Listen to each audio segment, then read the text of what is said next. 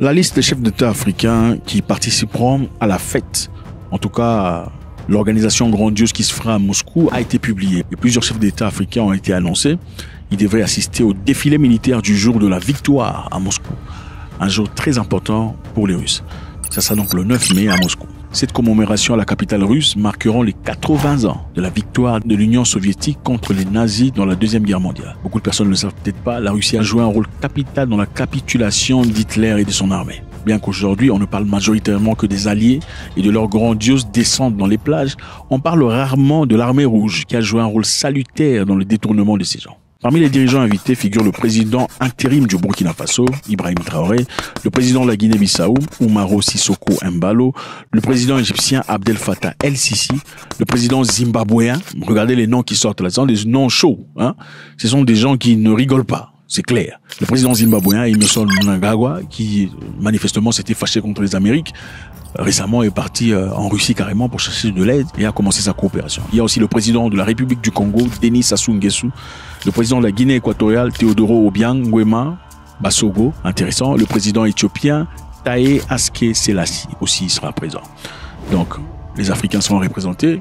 Ça sera une marche, évidemment, qui est redoutée et redoutable parce que Zelensky a dit des choses chaudes. Il a dit qui ne garantira pas la paix ni la sécurité des présidents qui sont là-bas. Encore une fois, une autre tentative de manipulation. Pour une raison quelconque, tout le monde est censé attendre jusqu'au 8 mai avant de cesser le feu, juste pour offrir à Poutine le silence pour son défilé. Nous valorisons les vies humaines, pas les défilés. C'est pourquoi nous croyons, et le monde croit, qu'il n'y a aucune raison d'attendre jusqu'au 8 mai. Le cessez-le-feu ne devrait pas être seulement pour quelques jours, pour ensuite revenir aux tueries. Il doit être immédiat, complet et inconditionnel, pendant au moins 30 jours pour garantir qu'il soit sûr et assuré. L'Ukraine ne garantit pas. On va essayer de voir un peu ce que ça veut dire. Est-ce que c'est un débordement? Qu'est-ce qu'il risque d'avoir? L'Afrique du Sud sera également représentée au défilé militaire par la ministre de Défense Angie Motshekga, dont la participation a été confirmée par le ministre des Affaires étrangères Ronald Lamola le mois dernier. Donc c'est ça. Et comme on vous l'a dit dans la vidéo précédente, M. Zelensky a dit qu'il ne peut pas garantir la sécurité de ceux qui seront là-bas. C'est-à-dire, il faut dire à vos présidents de faire très attention. Quand il bombarde, ça ne le regarde pas. Quand il a demandé votre soutien, vous ne l'avez pas soutenu. Et là, vous démontrez clairement que vous soutenez la Russie. Donc, il sera prêt, il continue la guerre comme s'il était. On l'organise pour commémorer les militaires russes qui ont participé à la guerre. Mais Vladimir Poutine avait aussi déclenché un cessez-le-feu de 3 jours pour progresser et faire cet événement. Un cessez-le-feu que lui a déclaré. Le président russe Vladimir Poutine appelle à une pause des combats en Ukraine la semaine prochaine pour commémorer le jour de la victoire de la Seconde Guerre mondiale. La Russie, en tout cas, dans son côté, a dit qu'ils allaient respecter ce cessez-le-feu. Monsieur Zelensky qui dit Poutine n'a jamais respecté les cessez-le-feu. Il s'en sert pour s'armer et se rétablir. Pendant la présence des présidents africains, il y aura des réunions. Le président Vladimir Poutine devrait tenir des réunions bilatérales avec les dirigeants de 5 États africains, dont le Congo, l'Égypte, le Zimbabwe, le Burkina Faso et la Guinée-Bissau. Après le défilé du 9 mai, le président Poutine et les dignitaires étrangers en visite poseront des gerbes sur la tombe du soldat inconnu à l'extérieur du mur de Kremlin, avant d'assister à une réception au Kremlin. En Russie, le tombeau du soldat inconnu est un monument emblématique situé à Moscou qui rend hommage aux soldats soviétiques tombés pendant la Seconde Guerre mondiale, notamment ceux dont l'identité est inconnue. Évidemment, vous vous rendez compte qu'il y a beaucoup de gens qui partent à la guerre et qui meurent et on ne sait pas essentiellement comment les identifier. Le plus célèbre se trouve sous l'Arc de Triomphe à Paris. Alors pour reconnaître ces personnes qui sont mortes mais qui n'ont pas pu être enterrées dans les bonnes normes, il y a ce monument emblématique. Bon, pourquoi y a-t-il inquiétude ? Parce qu'évidemment, en plus des leaders africains, il y aura aussi des leaders étrangers qui viendront, y compris le leader chinois, le leader brésilien et plusieurs autres. Il y aura aussi des militaires africains qui vont marcher.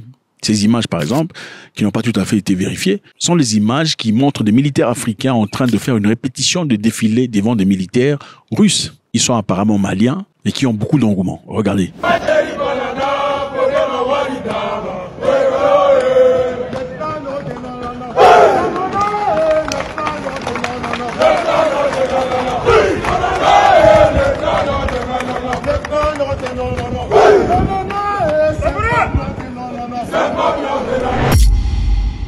Les drones ukrainiens ont attaqué Moscou pour la 2e nuit consécutive. alors que la capitale russe se prépare à accueillir un grand défilé militaire annuel auquel devraient assister des dirigeants mondiaux dont le président chinois Xi Jinping. 19 drones ukrainiens auraient été détruits à leur approche de la capitale dans la nuit après que les défenses aériennes russes eurent abattu 4 drones près de la ville. Donc, M. Zelensky a dit: si vous y allez, je ne peux pas garantir votre sécurité. Et pour renforcer ce qu'il a dit, il a envoyé des drones. C'est pour dire quelque part, je ne suis pas seulement en train de raconter, je raconte pas des bobards. Si vous y allez, je ne peux vraiment pas garantir votre sécurité. Alors la question qui se pose ici, c'est: le fera-t-il vraiment avec la présence de tous ces présidents africains, dont Ibrahim Traoré, Denis Sassou Nguesso, Embalo, le représentant du président sud-africain et beaucoup d'autres personnes? En le ferant, certainement, il sera en train de vous faire payer le fait que vous n'avez pas soutenu l'Ukraine pendant qu'ils en avaient besoin le plus. Mais en le faisant aussi, ne serait-ce pas une façon de se tirer une balle dans le pied soi-même? Parce que finalement, après avoir fait ça, il n'aura certainement plus jamais le soutien de ces présidents-là. On pourrait peut-être dire que les Africains n'apportent pas grand-chose, mais qu'en sera-t-il du président chinois, qui joue un rôle très important dans l'atmosphère diplomatique mondiale? Zelensky a signé un contrat récemment avec les États-Unis, l'équipe de Donald Trump, dans l'objectif d'exploitation des minerais et des richesses ukrainiens. Les États-Unis s'est retiré directement des négociations de paix entre l'Ukraine et la Russie.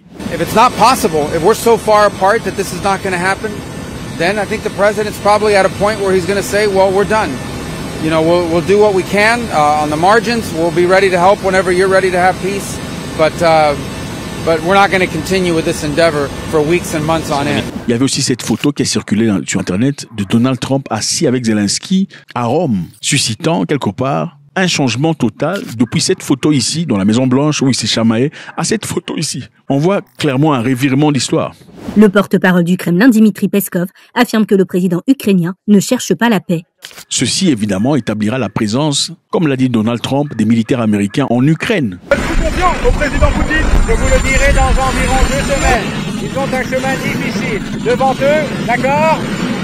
Et nous avons eu une bonne réunion. C'était une belle réunion. C'était une réunion magnifique, je vous le dis. C'est le plus bel bureau que j'ai jamais vu. C'était une scène magnifique, magnifique. Mais il était très, vous savez, regardez, il veut faire quelque chose de bien pour son pays. Il pense qu'il fait du bon travail et il travaille dur. Nous verrons ce qui se passe. C'est un accord très compliqué. Que vous a-t-il dit, monsieur le président? Il m'a dit qu'il a besoin de plus d'armes. Mais il dit ça depuis 3 ans, vous savez. Il a besoin de plus d'armes et nous allons voir ce qui se passe. Je veux voir ce qui se passe par rapport à la Russie. Parce que la Russie a été surprise et déçue. Pour protéger la partie de l'Ukraine qui sera exploitée de tout assaillant. Alors, est-ce peut-être parce que Zelensky a des assurances de Trump aujourd'hui qui peut se permettre de bombarder malgré que le président Xi Jinping et les présidents africains sont là? Faites-moi savoir ce que vous en pensez, c'est toujours avec beaucoup de plaisir. God bless.